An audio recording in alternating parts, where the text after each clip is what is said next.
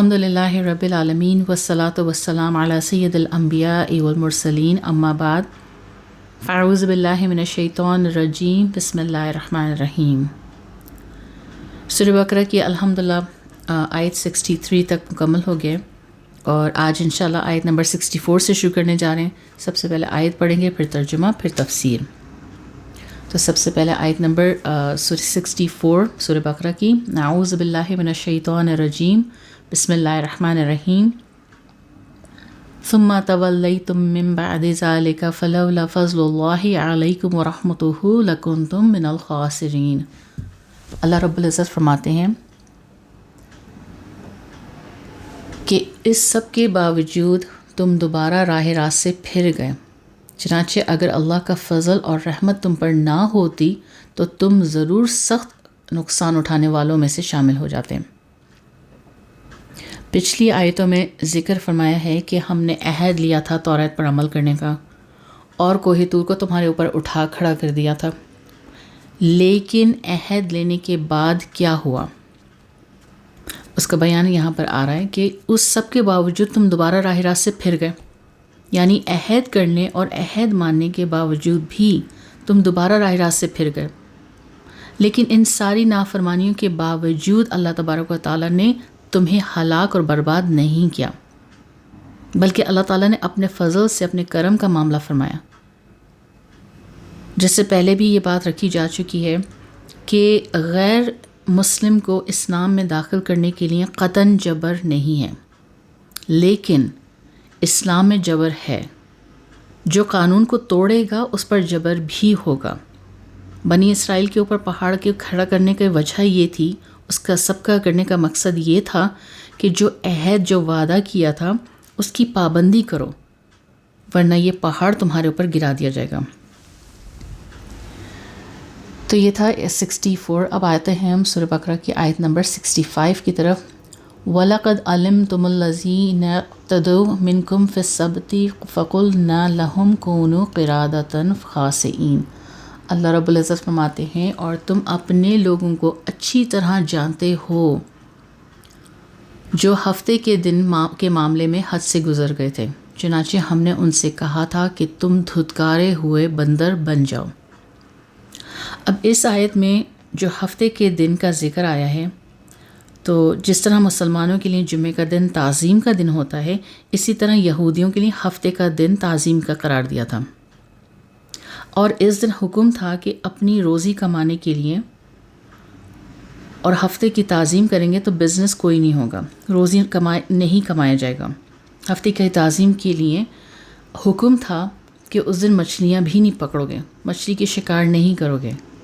تو ایک طرف یہ حکم تھا اور دوسری طرف ان کا امتحان تھا۔ امتحان کس طرح تھا؟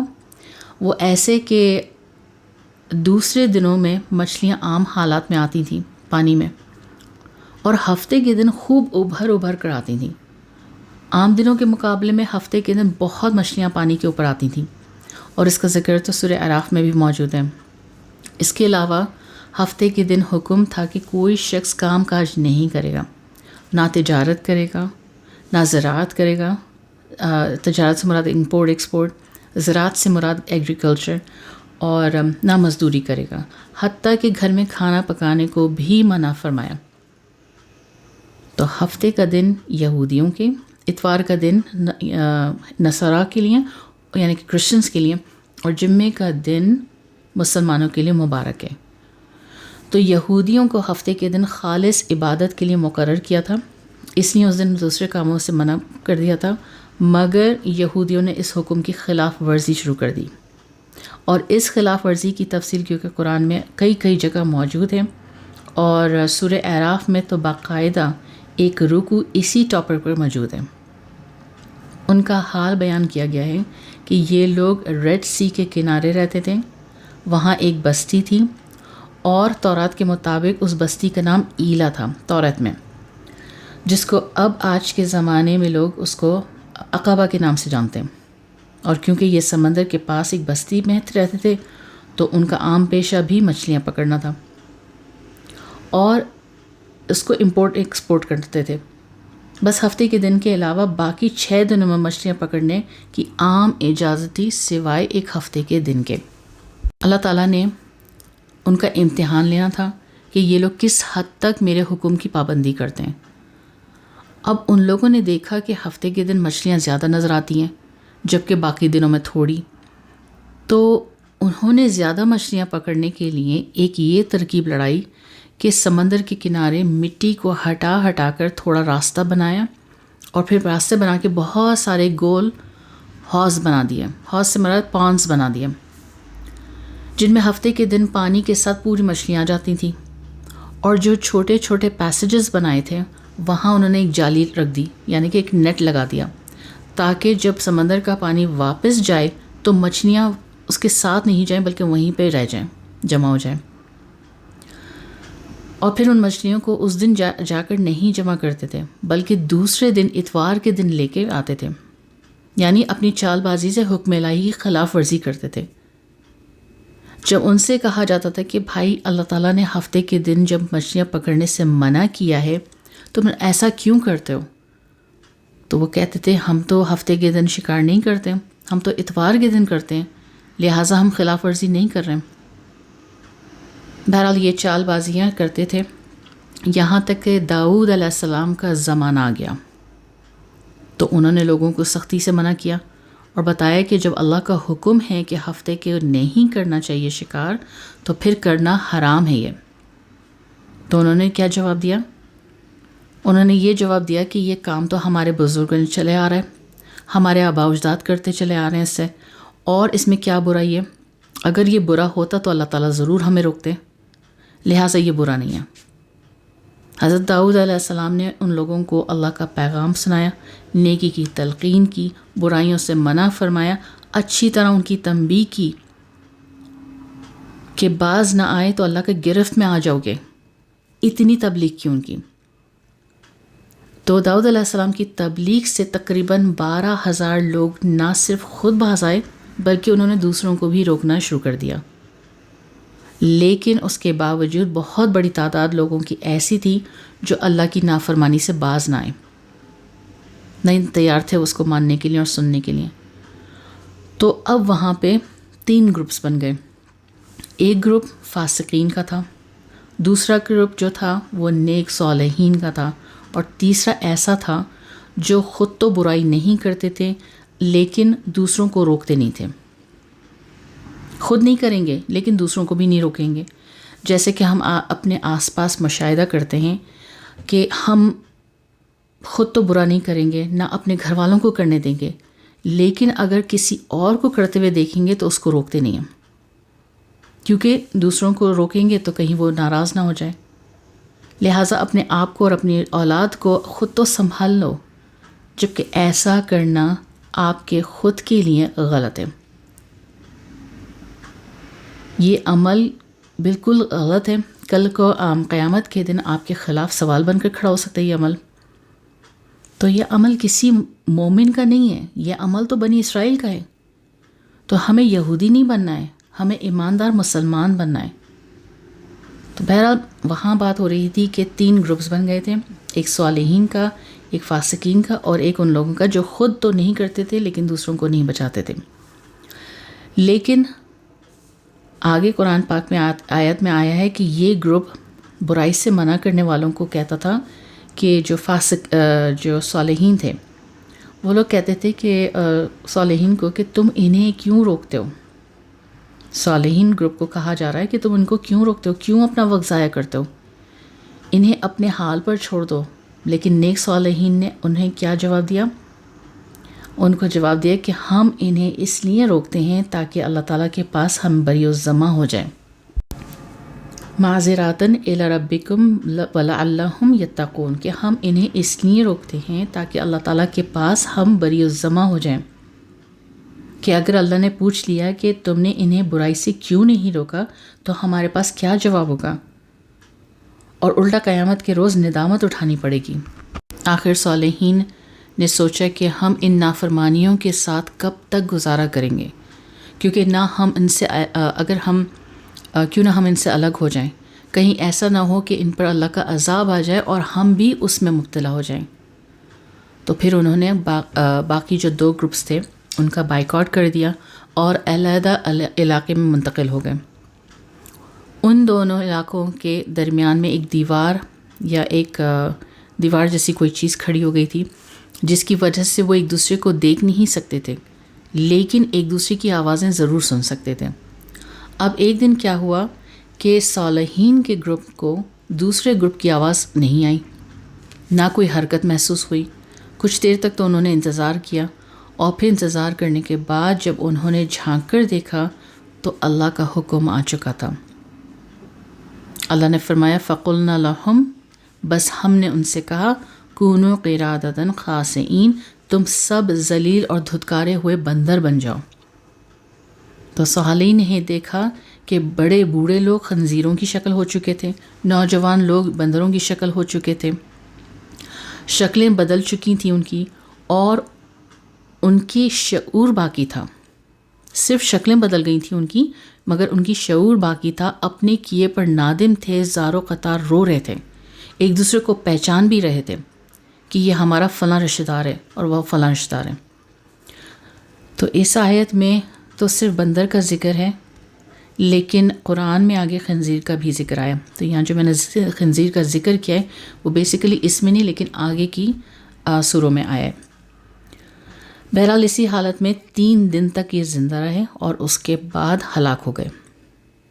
اب بعض لوگوں کا کہنا ہے، مفسرین کا، کہ انسان پہلے بندر ہی تھے، یعنی کہ لوگوں کی بات کر رہی ہوں کہ اب جو لوگ کہتے ہیں کہ انسان پہلے بندر تھے مگر ترقی کرتے کرتے انسان بن گئے. بعض لوگ سمجھتے ہیں کہ آج جو بندر نظر آتے ہیں تو یہ وہی چند لوگوں کی نسل ہے جن کو سزا ملی تھی. تو یاد رہے کہ انسان بندر کی نسل میں سے نہیں ہے، اور نہ بندر انسان کی نسل میں سے، بلکہ یہ ہمیشہ سے ساتھ ساتھ رہے ہیں. بندر اور انسان پہلے بھی علیحدہ علیحدہ نسلیں تھیں اور آج بھی الگ الگ نسلیں ہیں. بندر کی نسل پہلے سے تھی، ان چند لوگوں کو سزا کے طور پہ ان کی شکل دے دی تھی، اور پھر ان کو 3 دن زندہ رکھا اور وہ ہلاک ہو گئے. بخاری و مسلم کی روایت ہے کہ نبی پاک صلی اللہ علیہ وسلم نے فرمایا کہ یہود اور نصارہ پر، یعنی کہ یہودیوں پر اور کرسچنز پر اللہ کی لعنت ہو کہ اللہ نے ان کو منع کیا تھا کہ تمہارے لیے چربی کا استعمال جائز نہیں. یعنی کہ یہ حدیث سے ہمیں پتہ چلتا ہے کہ ان لوگوں کو چربی کو استعمال کرنے کے لیے منع کیا تھا، خواہ وہ حلال جانور ہی کی کیوں نہ ہو، لیکن انہوں نے اللہ کے حکم کی چال بازی سے چربی خود تو نہیں کھائی، لیکن اس کو پگھلا کر دوسروں کو بیچا کرتے تھے اور اس کی قیمت کھا جاتے تھے. جب ان سے کہا جاتا تھا کہ یہ چربی تو حرام ہے تو کہتے تھے کہ ہم کھاتے نہیں ہیں، تو ہم تو بیچتے ہیں. جبکہ کوئی بھی حرام چیز کو بیچنا اور بیچنے سے جو پیسے ملیں وہ بھی حرام ہے. اس لیے اللہ کے رسول نے فرمایا کہ اے ایمان والوں، اس کام کو نہ کرو جو یہود کرتے تھے، کہ اللہ کے حرام کردہ چیزوں کو کسی بھی بہانے سے حلال کر دیتے تھے. کہیں تم بھی ان کی پیروی کے کر کے ان کے نہ ہو جانا، جیسے جس طرح ان کے اوپر نازل ہوا ہے غضب، نہ اس طریقے سے یہ نہ ہو کہ تمہارے اوپر بھی غضب نازل ہو جائے. تو یہ تھا آیت نمبر 65. اب آتے ہیں آیت نمبر 66 کی طرف. فَجَعَلْنَاهَا نَكَالًا لِمَا بَيْنَ يَدَيْهَا وَمَا خَلْفَهَا وَمَوْعِظَةً لِلْمُتَّقِينَ. اللہ رب العزت فرماتے ہیں پھر ہم نے اس واقعے کو اس زمانے کے اور اس کے بعد کے لوگوں کے لیے عبرت اور ڈرنے والوں کے لیے نصیحت کا سامان بنا دیا. فَجَعَلْنَاهَا، پھر ہم نے اس واقعے کو بنا دیا نکالن.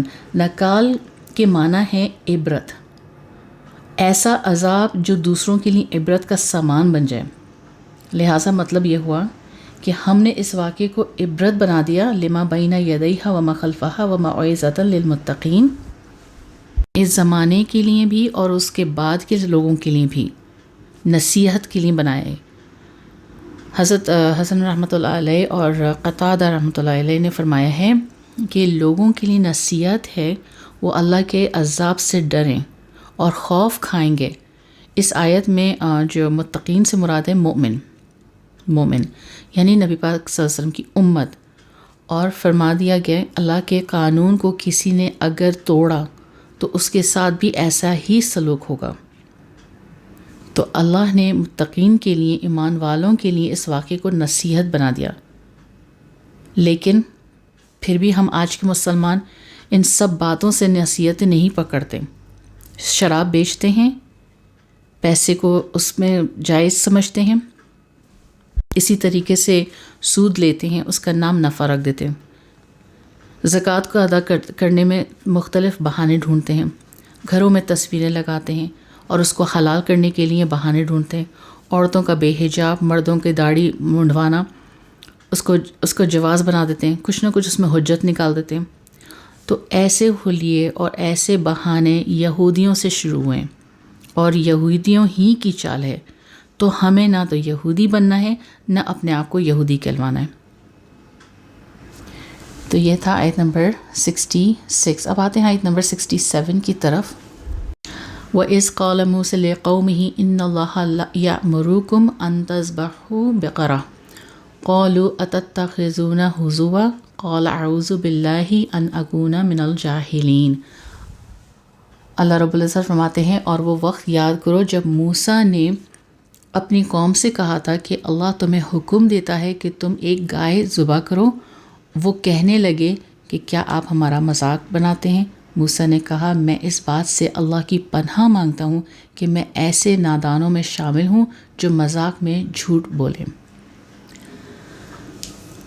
اچھا، سب سے پہلے یہ کہ بالکل شروع میں جب ہم نے سورہ بقرہ کا انٹروڈکشن رکھا تھا کہ سورہ بقرہ کا نام رکھنے کی وجہ کہ عربی زبان میں بقرہ گائے کو کہتے ہیں، اور اس سورہ میں گائے کا ذکر جو ہے وہ آیت نمبر 67 سے 73 کے درمیان ہے، جس میں بنی اسرائیل کا گائے کا واقعہ موجود ہے، اور اسی مناسبت سے سورہ کا نام سورہ بقرہ رکھا گیا۔ تو یہ وہی 67 آیت ہے جس سے واقعہ جو ہے گائے کا شروع ہونے والا ہے۔ تو یہ ہے 67 آیت کے ساتھ، اور کیونکہ یہاں سے اب 67 سے لے کے 73 تک کیونکہ گائے کا ذکر ہے، تو یہاں پہ مکمل طور پہ ہم آیتیں رکھیں گے 67 سے 73 تک کا۔ اس کے بعد ہے آیت نمبر 68۔ قَالُوا ادْعُ لَنَا رَبَّكَ يُبَيِّن لَنَا مَا هِيَ قَالَ إِنَّهُ يَقُولُ إِنَّهَا بَقَرَةٌ لَا فَارِضٌ وَلَا بِكْرٌ عَوَانٌ بَيْنَ ذَلِكَ فَافْعَلُوا مَا تُؤْمَرُونَ۔ اللہ رب العزت فرماتے ہیں یہاں پر کہ انہوں نے کہا کہ آپ ہماری خاطر اپنے رب سے درخواست کیجئے کہ ہمیں صاف صاف بتائیے کہ وہ گائے کیسی ہو۔ اس نے کہا، اللہ فرماتے ہیں کہ وہ ایسی گائے ہو کہ نہ بہت بوڑھی ہو نہ بالکل بچی، بلکہ ان دونوں کے بیچ بیچ میں ہو۔ بس اب جو حکم تمہیں دیا گیا ہے اس پر عمل کرو۔ پھر آیت نمبر 69۔ قَالُوا ادْعُ لَنَا رَبَّكَ يُبَيِّن لَنَا مَا لَوْنُهَا قَالَ إِنَّهُ يَقُولُ إِنَّهَا بَقَرَةٌ صَفْرَاءُ فَاقِعٌ لَوْنُهَا تَسُرُّ النَّاظِرِينَ۔ اللہ رب العزت فرماتے ہیں کہ کہنے لگے، آپ ہماری خاطر اپنے رب سے درخواست کیجئے کہ ہمیں صاف صاف بتائیے کہ اس کا رنگ کیسا ہونا چاہیے۔ موسیٰ علیہ السلام نے کہا، اللہ فرماتا ہے کہ وہ ایسے تیز زرد رنگ کی گائے ہو جو دیکھنے والوں کے دل خوش کر دے۔ پھر آیت نمبر 70 ہے۔ قَالُوا ادْعُ لَنَا رَبَّكَ يُبَيِّن لَنَا مَا هِيَ إِنَّ الْبَقَرَةَ تَشَابَهَ عَلَيْنَا وَإِنَّ إِنْ شَاءَ اللَّهُ لَمُهْتَدُونَ۔ اللہ رب العزت فرماتے ہیں کہ انہوں نے پھر کہا، آپ ہماری خاطر اپنے رب سے درخواست کیجئے کہ ہمیں صاف صاف بتائیں کہ وہ گائے کیسی ہو۔ اس گائے نے تو ہمیشہ ہمیں شبہ میں ڈال دیا ہے، اور اللہ نے چاہا تو ہم ضرور اس کا پتہ لگا لیں گے۔ اس کے بعد آیت نمبر 72 اور 73 کا بھی ہم ساتھ میں ترجمہ رکھ دیتے ہیں کہ موسیٰ نے کہا، اللہ فرماتا ہے کہ وہ ایسی گائے ہو جو کام میں جت کر زمین نہ گاتی ہو اور نہ کھیتی کو پانی دیتی ہو، پوری طرح صحیح سالم ہو، جس میں کوئی داغ نہ ہو۔ انہوں نے کہا، ہاں اب آپ ٹھیک ٹھیک پتہ لے کر آئے۔ اس کے بعد انہوں نے اسے ذبح کیا، جبکہ لگتا نہیں تھا کہ وہ کر پائیں گے۔ اور یاد کرو جب تم نے ایک شخص کو قتل کر دیا تھا اور اس کے بعد اس کا الزام ایک دوسرے پر ڈال رہے تھے، اور اللہ کو وہ راز نکال باہر کرنا تھا جو تم چھپائے ہوئے تھے۔ چنانچہ ہم نے کہا کہ اس مقتول کو اس گائے کے ایک حصے سے مارو، اس طرح اللہ مردوں کو زندہ کرتا ہے اور تمہیں اپنی قدرت کی نشانیاں دکھاتا ہے تاکہ تم سمجھ سکو۔ تو یہ تھا آیت نمبر 73 تک کا ترجمہ۔ اب یہاں پر جو کچھ سنا ترجمہ، سوال یہاں پہ یہ پیدا ہو رہا ہے کہ اب اچانک گائے ذبح کرنے کا حکم کیوں دیا جا رہا ہے؟ تو دراصل گائے ذبح کرنے کا حکم ایک خاص مقصد کی وجہ سے دیا جا رہا ہے، جس کا ذکر آگے کی بھی رکوع میں ہوگی، لیکن یہاں تک کا جو ہے 73 کا میں یہاں پر رکھ دیتی ہوں کہ 67 آیت سے 73 تک کے درمیان گائے ذبح کرنے کا واقعہ ہے۔ وہ اس لیے کہ بنی اسرائیل میں ایک مرتبہ کسی شخص کا قتل ہو گیا اور یہ پتہ نہیں چل رہا تھا کہ قتل کیا کس نے۔ جو قاتل تھے وہ اس کو چھپانے کی کوشش کر رہا تھا۔ اب یہاں سب سے پہلے تو یہ کہ قتل کرنے کی وجہ کیا بنی، تو اس قتل کی تفسیر کی کتابوں میں کئی طرح کے لکھے ہیں۔ تفسیر ابن کثیر میں حضرت ابن عباس رضی اللہ عنہ سے نقل کیا گیا ہے کہ حضرت موسیٰ علیہ السلام کے زمانے میں ایک بنی اسرائیل میں ایک بوڑھا آدمی تھا جس کی ایک اولاد تھی اور مالدار بہت تھا۔ اس کے بھائی کا ایک بیٹا تھا جو بہت غریب تھا۔ تو اب اس مالدار کا جب انتقال ہوتا، یعنی کہ اگر انتقال ہوتا تو بھائی کے بیٹے کو وراثت ملتی، اس کا حصہ ملتا۔ تو یہ چچا کی موت کا انتظار کرتے رہے، لیکن اس کی زندگی لمبی ہوتی چلی گئی۔ لہٰذا شیطان نے ان کو بہکا دیا کہ تم نے اپنے چچا کا قتل کر دو، اس سے کیا ہوگا کہ تم کو اس کا مال ملے گا جو تم وارث بن جاؤ گے، اور قتل کرنے کی وجہ سے تم کو دیت بھی مل جائے گی۔ دیت کیا ہے؟ اسلام میں دیت کہتے ہیں کہ جس نے قتل کیا، یعنی جو قاتل ہوتا ہے وہ پیسے دے گا کس کو؟ کہ مقتول کے گھر والوں کو، تو اس کی فیملی کو دے گا۔ تو شیطان نے اس کو کہتے ہیں دیت، تو شیطان نے ان کو بھڑکا دیا کہ تم قتل کر دو تو تم وارث بھی بن جاؤ گے، اور قتل کا الزام کسی اور پر ڈال دینا اور اس کے دیت کے پیسے بھی تم کو مل جائیں گے۔ تو اس نے ایسے ہی کیا، چچا کو قتل کیا اور قریبی ایک بستی میں، ایک ولیج میں اس کو ڈال دیا۔ دوسرے دن قتل کرنے والوں نے بستی میں دیکھا کہ ایک آدمی پڑا ہوا ہے، مرا ہوا وہاں پر، تو سب وہاں پر جمع ہو گئے۔ جب بستی میں جمع ہوئے تو وہ آیا اور آ کے لوگوں کے اوپر سے الزام ڈال دیا کہ اس کو تو تم نے قتل کیا ہے۔ تو یہ تو تھا ایک تفسیر ابن کثیر۔ دوسرا یہ کہ ایک تفسیر دوسرے مفسرین بیان کرتے ہیں کہ بنی اسرائیل میں ایک شخص بہت مالدار تھا اور اس کی ایک لڑکی تھی، اس کے بھائی کا بیٹا تھا جو بہت غریب تھا۔ چچا کو پیغام بھیجا کہ اپنی بیٹی سے میرا نکاح کر دو، چچا نے اس کا انکار کر دیا، تو اس غصے میں اس نے چچا کا انتقال کیا۔ وہ بھی اسی طرح کہ کسی کو پتہ نہ چلے، اور دوسرے دن جب لاش لوگوں جمع ہوئے لاش کے پاس، تو اس نے آ کر وہاں پر الزام لگا دیے لوگوں پر کہ تم ہی لوگوں نے اس کو قتل کیا۔ تو اس طرح وہ وراثت کے لیے اور اس کے لیے کرنا شروع کیا اس نے۔ تو قتل کے جو بھی صورت بنی، قاتل کا پتہ لگانے کے لیے اللہ تعالیٰ نے ایک طریقہ جو ہے وہ تلقین فرمائی کہ تم پہلے ایک گائے لو اور اس کو ذبح کرو۔ جب گائے ذبح ہو جائے تو اس گائے کے جو گوشت ہے اس کا ایک حصہ جو ہے وہ اٹھا کر لاش پر مار دینا، اس طرح وہ زندہ ہو کر خود قاتل کا بتا دے گا۔ اب شروع میں ان لوگوں نے اس گائے کی کیفیت کے بارے میں بے جا بیکار قسم کے سوالات شروع کر دیا۔ اب قاعدے کی بات کیا تھی؟ قاعدے کی بات تو یہ تھی کہ جب ان سے کہہ دیا تھا کہ گائے ذبح کر دو تو کوئی بھی گائے ذبح کر دیتے۔ اللہ نے کوئی صفت تو بیان نہیں فرمائی تھی، یہ نہیں فرمایا تھا کہ فلاں قسم کی گائے ہو، فلاں رنگ کی گائے ہو، فلاں نسل کی ہو، بس ایک گائے کا حکم دیا تھا، تو کسی بھی گائے کو ذبح کر دیتے، حکم کی تعمیل ہو جاتی۔ لیکن ان کی طبیعت میں سرکشی اور حجت تھی۔ ابن عباس رضی اللہ عنہ نے فرمایا کہ اگر وہ کوئی بھی گائے ذبح کر دیتے تو کام چل جاتا، لیکن انہوں نے سختی کا راستہ اختیار کر لیا۔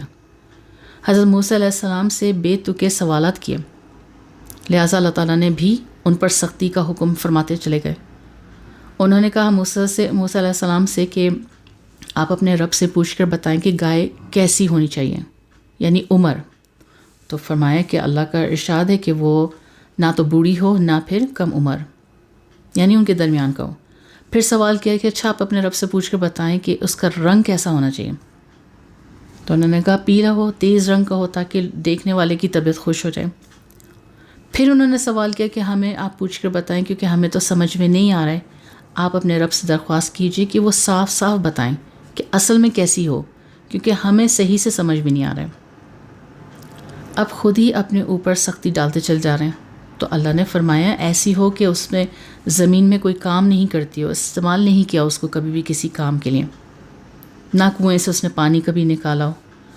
بہرحال سب سمجھ میں آ گیا تو تلاش میں نکل گئے، اور پھر اس کی تفصیل میں آتا ہے کہ بہت مشکل سے ڈھونڈنے پر وہ گائے مل گئی. لیکن پھر یہ لوگ قیمت لگانے لگے، اور وہ قیمت اتنے اس کا بڑھ گیا تھا حتیٰ کہ اس کی قیمت اس گائے کے وزن سے 10 گنا زیادہ ہو گیا. اب وہ گائے کو ذبح کیا، ذبح کرنے کے بعد حکم کے مطابق اس کا ایک ٹکڑا لاش کے اوپر پھینکا مقتول پر، اور وہ زندہ ہوا. اس نے قاتل کا نام بتایا کہ مجھے میرے بھتیجے نے قتل کیا. تو اللہ تعالیٰ نے اپنی قدرت کا کرشمہ دکھایا کہ اللہ تعالیٰ مردوں کو زندہ کرنے پر قدرت رکھتا ہے. تو آج یہاں پر 2 واقعات آئے، اور دونوں واقعات میں ہمارے لیے سبق ہے، ہفتے کے دن کا اور ان لوگوں کو بندر بنا کر ہلاک کرنے کا. حالانکہ صالحین کا گروپ جو تھا وہ اہل علم تھے، ان کو تبلیغ کی، انہوں نے تبلیغ کی، مگر نہ کوئی بھی اس میں آیا. اور اس طرح اگر ہم دیکھیں تو بہرحال انہوں نے تبلیغ کی مگر باز نہیں آیا کوئی بھی. اور اس میں ہمارے لیے سبق یہ ہے کہ اہل علم کے لیے ضروری ہے کہ وہ اللہ کا فرمان اور اس کی عطا کردہ شریعت لوگوں تک پہنچائیں، تبلیغ کا حق ادا کریں. ہو سکتا ہے کہ ان کی تبلیغ سے کوئی شخص راہ راست پر آ جائے. بخاری کی روایت ہے کہ جب نبی پاک صلی اللہ علیہ وسلم نے حضرت علی رضی اللہ عنہ کو جھنڈا عطا کیا تھا اور جہاد کے لیے روانہ کیا، تو فرمایا کہ اگر ایک آدمی تمہاری وجہ سے ایمان لے آیا تو یہ تمہارے لیے دنیا کی بڑی سی بڑی نعمت سے بھی بہتر ہوگا. کیونکہ جہاد کا اصل مقصد جنگ کرنا نہیں ہے. ہمارے ذہنوں میں کیا ہے کہ جہاد کا جیسے ہی نام آتا ہے ہم سمجھتے ہیں جنگ کرنا. تو جہاد کا اصل مقصد جنگ کرنا نہیں ہے، بلکہ اس کا مقصد فتنہ اور فساد کو مٹانا ہے، درندہ صفت لوگوں کو راستے سے ہٹانا ہے اور ہدایت کے راستے پر لانا ہے. تو اہل علم والے جب کسی بے جا بات پر روکیں یا ٹوکیں تو اس کو نعمت جان کر لے لیں، ورنہ اگر اس ہدایت کو برا جانا اور خلاف ورزی کی تو دنیا میں بھی پریشانی اور آخرت میں بھی پریشانی. دنیا میں پریشانی اور آخرت میں اللہ کے سامنے حاضری. اور پھر یہ تو ہو گیا وہ، پھر گائے کا جو ذکر تھا، گائے والے واقعہ سے ہمیں کیا سبق ملتا ہے، جو ہم نے ابھی پورا واقعہ بھی پڑھا اور سنا. تو گائے کے واقعہ سے ہمیں یہ سبق ملتا ہے، سب سے نمبر 1 یہ کہ اللہ تبارک و تعالیٰ نے اپنی قدرت کا یہ کرشمہ دکھا دیا کہ مردوں کو اللہ تعالیٰ کس طرح زندہ فرماتے ہیں. 1 نمبر 2 مرنے کے بعد جو دوسری زندگی آنے والی ہے، اس وقت اللہ تعالیٰ جو تمام انسانوں کو دوبارہ زندہ کریں گے، اس کی ایک مثال اللہ نے یہاں بنی اسرائیل کے سامنے رکھ دی. تیسرا یہ کہ بنی اسرائیل کا جو طریقہ تھا، بار بار بلا وجہ سوالات کرتے تھے، اس کی طرف تنبیہ فرمائی اور یہ سبق دے دیا کہ بلا وجہ غیر ضروری کھوج میں پڑنا ٹھیک نہیں ہے. جو بات جتنی سادہ ہو اس پر اتنی ہی سادگی سے عمل کر لینا چاہیے. اللہ پاک ہمیں دین کی صحیح سمجھ عطا فرمائے جس سے دنیا آسان ہو جائے. آمین یا رب العالمین. بارک اللہ لی ولکم فی القرآن العظیم. آمین یا رب العالمین.